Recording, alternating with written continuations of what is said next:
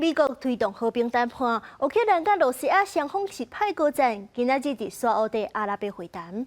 美国国务卿鲁比奥伫咧会议进程就表示，乌克兰是无法度恢复2014年进程的领土范围。国际媒体就认为讲，这乌克兰是真有可能要放弃克里米亚半岛，也有东南部4个省。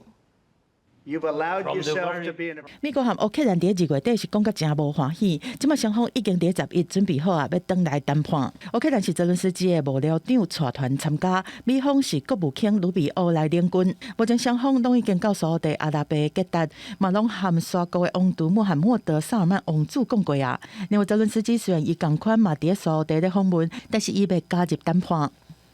鲁比奥伫会场机顶受访的时阵表示讲，俄罗双方拢必须了解军事方案无法度化解冲突，双方嘛拢必须做出让步。伊嘛特别指出讲，乌克兰伫任何合理的时间内，拢无法度转去到2014年进前国土的状态。这互真侪间国际媒体解读讲，乌克兰必须放弃部分领土，包括克里米亚半岛和4个东南部省。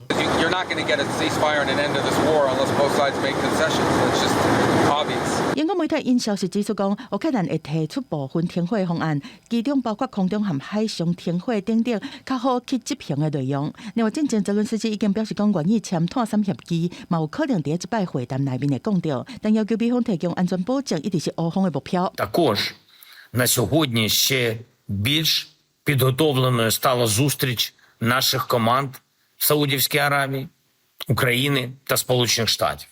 Сподіваємось на результат.